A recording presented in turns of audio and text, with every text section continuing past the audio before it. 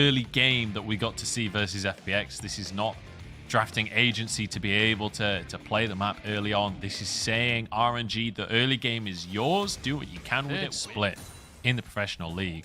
And we're in the lower bracket final. This is a huge step forward for them as players.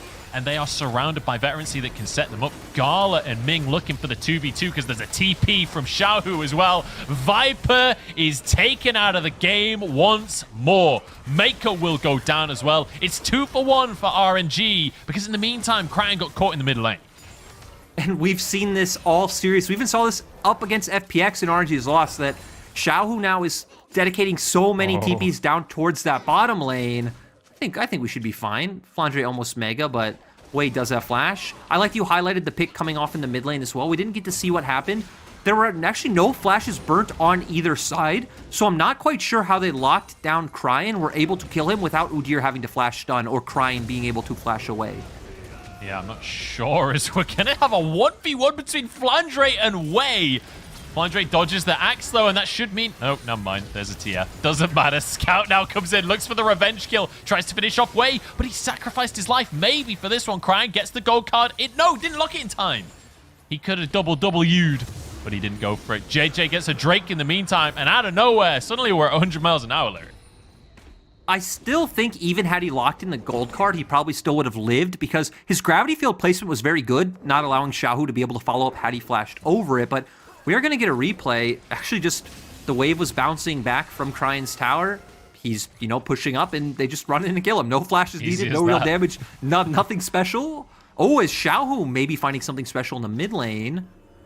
Recall from JJ. They don't actually have vision of JJ recalling here, so he will just get away with that one. They're looking for Scout. Gold card available. Here we go. Flash for the stun. In comes Xiaohu. See you later, Scout. Up in the top side.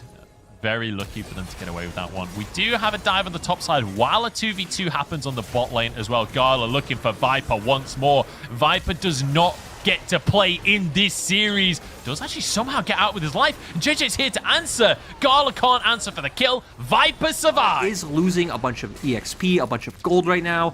Viper and Mako should be able to pick up a plate as well. And gold is going to stay pretty even. I'm not sure what Ming was trying to do there. I'm not sure if he was trying to last hit the Grump, but just ends up taking a few hits and then running away.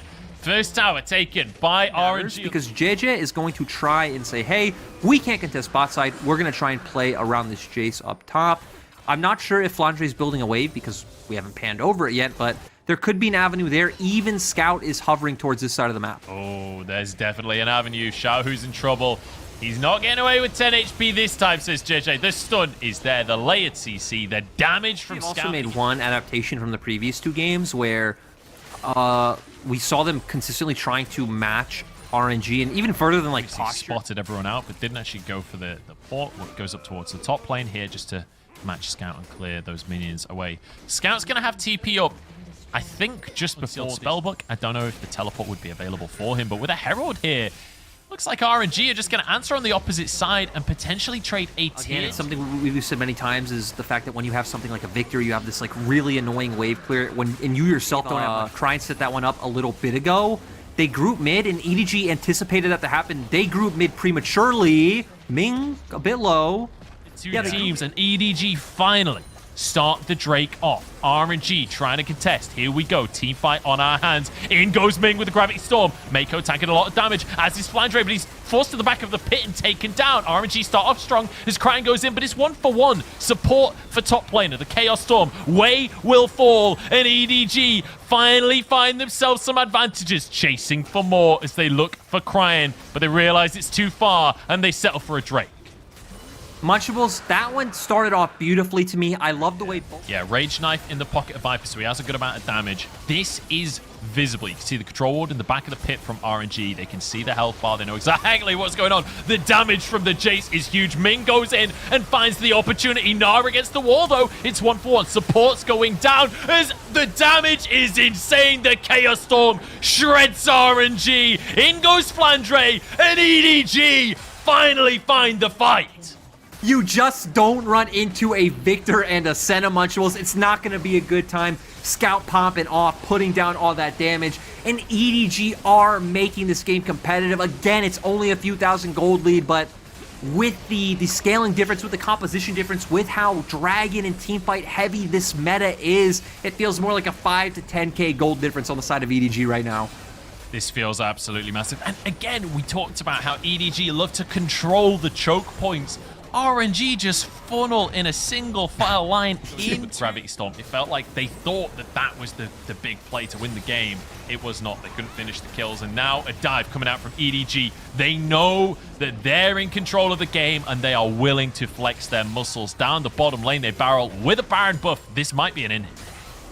And we see that RNG know that they can't contest, so they're trying to answer on the opposite side of the map. They're allowing EDG to push this one in. They're trying to get more gold on Xiaohu. Does take that one down. He is going to keep going. I think their best bet's to trade inhibitor for an inhibitor. I wonder if EDG would just feels like now they're reaping the rewards of that controlled early game. They get a Drake on top of it. They got the bot lane. Azir flanks where he was just getting one shot in the fights in game number 1, game number 2 as well. Really unable to have an impact here in game 3. It feels like he has been set up for success by the rest of his team. Him and Viper both. After the rough early game for Viper, it doesn't matter. He's on the center. They can go for this. They can look for more.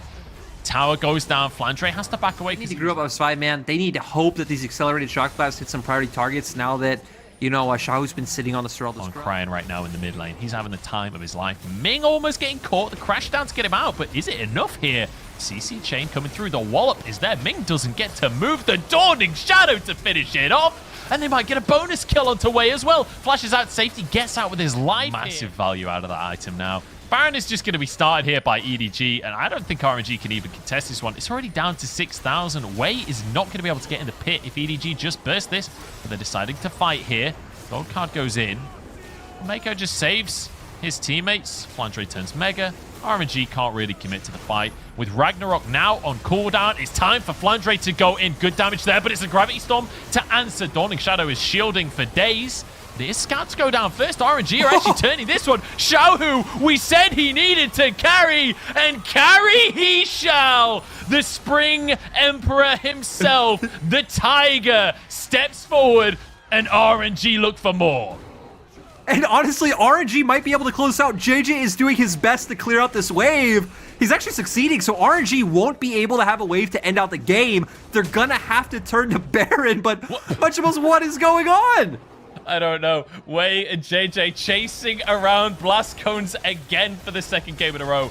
Baron will be taken here by RNG, though. This is a huge swing. They don't know.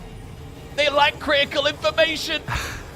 Munchables, I need to highlight how important it was that JJ killed that wave.